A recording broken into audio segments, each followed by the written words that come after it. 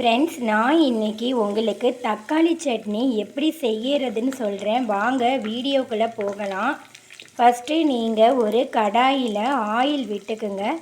Oil heat ஆனதுக்கப்புறம் கடுகு போடுங்க. கடுகு பொரிஞ்சதும் நீங்கள் நிறைய வெங்காயம் போட்டு இந்த மாதிரி ஃப்ரை பண்ணி எடுத்துக்குங்க.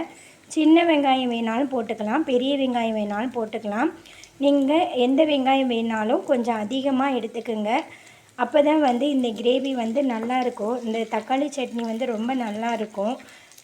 அப்புறம் அதுக்கப்புறம் நான் கருவேப்பிலை இது கூட ஆட் பண்ணியிருக்கேன். நல்லா ஃப்ரை ஆகட்டும்.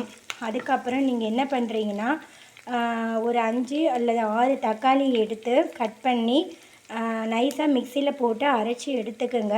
அது கூட நீங்கள் காஷ்மீரி சில்லி பவுடர் கொஞ்சமாக ஆட் பண்ணி வச்சுக்கோங்க.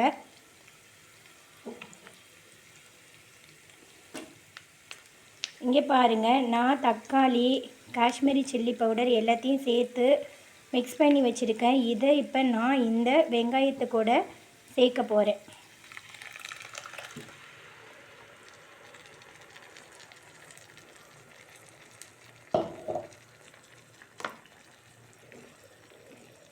ஃப்ரெண்ட்ஸ், இந்த தக்காளி சட்னி ரொம்ப டேஸ்ட்டாக இருக்கும் ஃப்ரெண்ட்ஸ். இட்லி, தோசை, சப்பாத்தி இது கூடலாம் வச்சு நீங்கள் சாப்பிட்லாம். ரொம்ப டேஸ்ட்டாக இருக்கும்.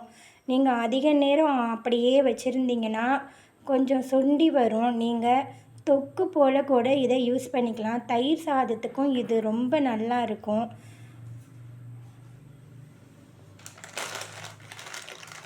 ஃப்ரெண்ட்ஸ், இப்போ நான் தேவையான அளவு இதில் நான் சால்ட்டு ஆட் பண்ணிக்க போகிறேன் ஃப்ரெண்ட்ஸ். உங்களுக்கு எந்த பதத்தில் வேணுமோ நீங்கள் அப்போ ஆஃப் பண்ணி வச்சுக்கலாம். இதை நீங்கள் தண்ணியாக வேணாலும் யூஸ் பண்ணிக்கலாம். நல்ல கிரேவி மாதிரி வேணும்னா அதிக நேரம் வச்சுருங்க. இல்லை தொக்கு மாதிரி வேணும்னா ஆயில் பிரிகிற வரைக்கும் நம்ம கடாயிலே வச்சுருக்கணும். இன்னும் ரொம்ப டேஸ்ட்டாக இருக்கும் ஃப்ரெண்ட்ஸ். அது தயிர் சாதத்துக்கெல்லாம் அந்த தொக்கு, தக்காளி தொக்கு ரொம்ப டேஸ்ட்டாக இருக்கும்.